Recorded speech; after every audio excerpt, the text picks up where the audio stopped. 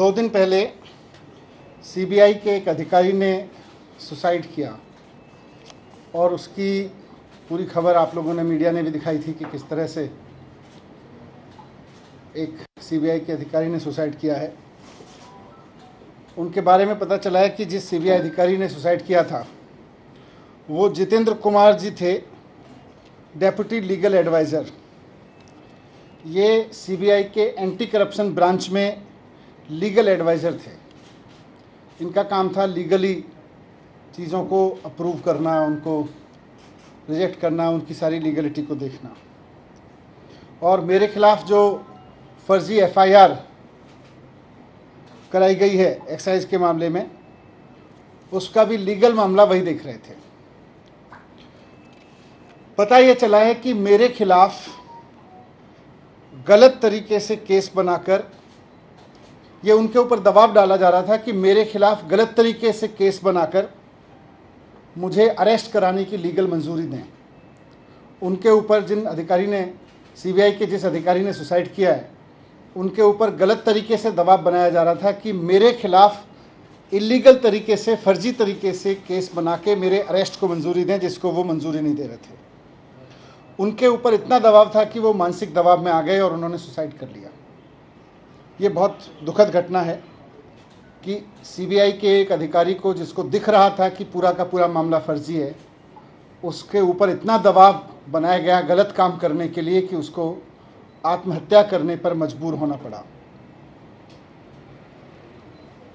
मुझे फंसाने के लिए, मुझे अरेस्ट करने के लिए, किसी फर्जी केस को लीगली साउंड बनाने के लिए एक अधिकारी पर इतना दबाव बनाने पर आ गए ये लोग कि अब बेचारे उस अधिकारी को सुसाइड करना पड़ा। ये बहुत अफसोसजनक है। मेरी उनके परिवार के प्रति बहुत संवेदना है, उनकी असमय इस घटना से। मैं आज प्रधानमंत्री जी को भी कहना चाहता हूँ कि आप मुझको फंसाना चाहते हैं फर्जी तरीके से, फंसा लीजिए। आप मेरे ऊपर रेड कराना चाहते थे, आपने रेड करा ली। आप फर्जी एफआईआर करा चुके मेरे ऊपर। आप मुझे अरेस्ट कराना चाहते हैं, आप बता दीजिए, जहाँ कहोगे मैं आ जाऊँगा। लेकिन इस तरह से अधिकारियों के ऊपर दबाव बना के उन्हें फांसी लगाने पे, उन्हें आत्महत्या करने पे मजबूर मत कीजिए। इससे घर उजड़ रहे हैं। ये ठीक नहीं है। आप हर वक्त यही सोचते रहते हैं, मैं सीबीआई का इस्तेमाल कैसे करूं, मैं ईडी का इस्तेमाल कैसे करूं, मैं चुनी हुई सरकारों को कैसे गिराऊं, चुने हुए एमएलएज को कैसे खरीदूं। आप स्कूल बनाने पे कब सोचेंगे? आप अस्पताल बनाने पे कब सोचेंगे? आप महंगाई कम करने पे कब सोचेंगे? आप रोज़गार देने पे कब सोचेंगे? आप केवल यही सोचते रहते हैं कि कैसे सीबीआई पे दबाव बना के चुनी हुई सरकार को गिराऊं विपक्ष की, कैसे चुने हुए एमएलएज को खरीद लूं विपक्ष के। मैं आज आपके सामने, इस घटना से मैं बहुत आहत हूं और मैं आपके सामने प्रधानमंत्री जी से 3 प्रश्न पूछना चाहता हूं।